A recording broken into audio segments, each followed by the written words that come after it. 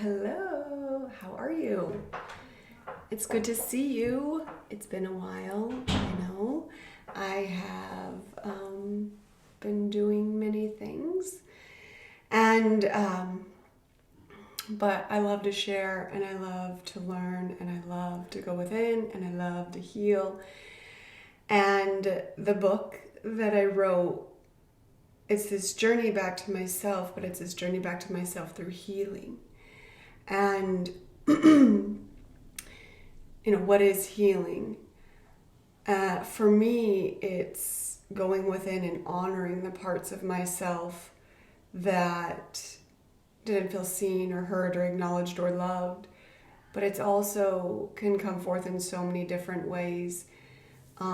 Even just moving my body, resting, taking a bath, just honoring and caring for myself, giving to others, setting boundaries, knowing that I deserve better. There's so many different ways that we can heal. There's not just one way. And in this book, I talk about many of the ways that I heal. And my hope is that it just opens a doorway, a gateway for you to feel comfortable with whatever it is that needs to come forth. It's ready to be healed within you. Patience, my child, is what I hear. Okay, so what I'm going to do is just open the book, open to a page, read what I'm being called to read, and then share the messages that come through. So that's my intention, and let me just say a little prayer before I do that.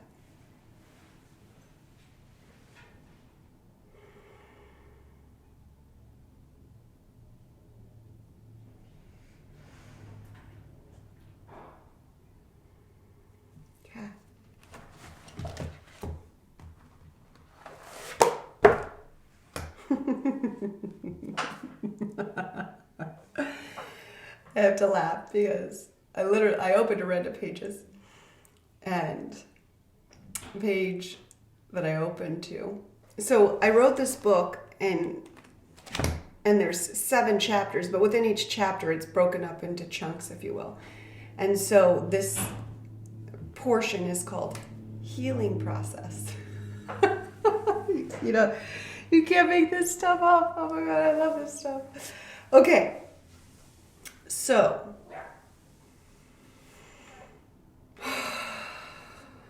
let me feel what I'm being called to do.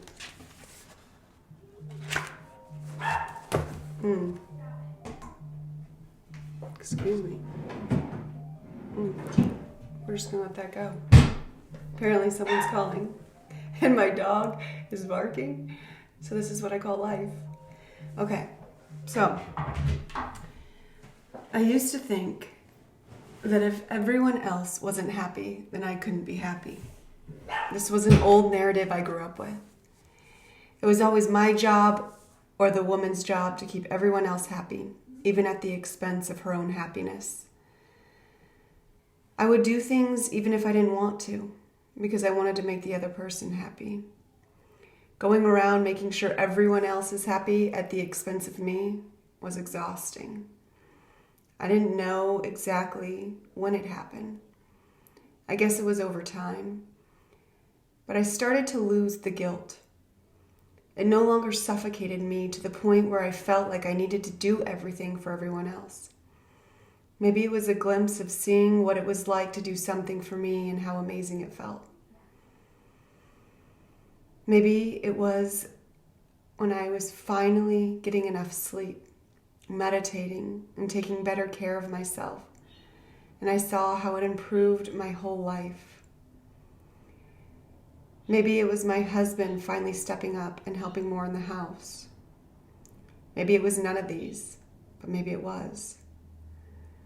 What I know is that when I started to become more spiritual, when I started to realize I was a spirit and not just a human looking and praying to a God outside of me, but rather inside of me, there was a light that opened up in me. A light that showed me the way, and guilt was not the way. Releasing guilt feels so good. It opens a place inside of me for more space, more room to breathe. It allows me to make better decisions because I'm not asking them based on how other people will feel or if it will make them upset, but rather, how does this feel? Is this where I am being called? There's still times that I do things so others' feelings won't be hurt, specifically with my kids. But for the most part, I have embraced that other people's happiness is not my responsibility. As hard as that was to admit, and as hard as it is to still sometimes say.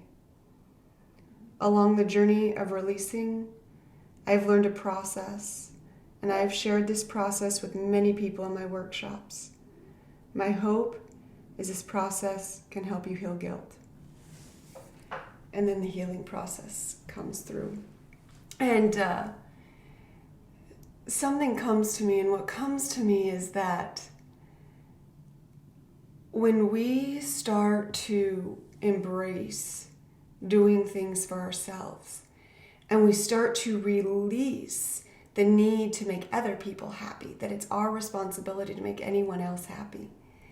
When we start to release that, and when we start to let go of the guilt, there can be parts of us that come up that say, oh wait, this is selfish. But I am telling you, the most selfless thing that you could ever do is to listen to the voice inside of you. It is also the most brave and courageous thing that you could ever do, is to go within you to heal. I used to think that courage was doing something and taking a step towards something outside of you, and why that is very courageous. I have never felt more courageous and more brave in all of my life than going inside of me, than discovering the parts and loving the parts of me that I thought were unlovable, the parts of me that I thought no one else could love, the parts of me that I thought I couldn't love. That's brave, that's courageous. And so when we step into this place of doing things for ourselves and releasing the guilt and healing and listening to that voice within, know that that is brave and that is selfless, not selfish. And so this healing process is all about reconnecting to yourself and understanding what's underneath. And I'm not going to go through this here, just because it'll take quite a while, and I will spare you and save it for you for when you're ready. And actually, there's a process, this healing you know what? I think I created this. I can post the actual process and write it out. I could just take it, I've already written it out, so that if you want to do it on your own, you can. But yeah, it's just this beautiful process of going within, of understanding how you feel, becoming aware of how you feel, identifying the feelings, identifying the emotions and the unmet needs. And yes, emotions and feelings are two different things. And then allowing for release and understanding the path forward and being grateful for showing up for yourself and for showing up for the parts showing up for you, and for allowing for this time for healing. And so that is it. When we listen to this voice within, this still, quiet voice within, and know that it's not judgmental, it's not critical, it's not competitive, it's not mean, it's very loving. It may not say what you want it to say. Let me get that clear. But it comes from a place of love. And it's not pushy, it's not demanding, but it's loving and kind and compassionate and empathetic. And the parts that come up that are demanding and that are judgmental and that are critical and that are competitive and that are judgmental and that are pushy and that are demanding aren't bad. They're just parts of us that need to be heard. And when we listen to those parts, they get quieter, because their voices have finally been heard, as opposed to us just shoving them down. This is all about reconnecting to ourselves. This is all about the healing journey of loving ourselves and of claiming our worth, because you are worthy of being loved. You are worthy of being loved. You are worthy of being seen and heard. And I'm honored to share these messages with you. Thank you. Thank you. Thank you.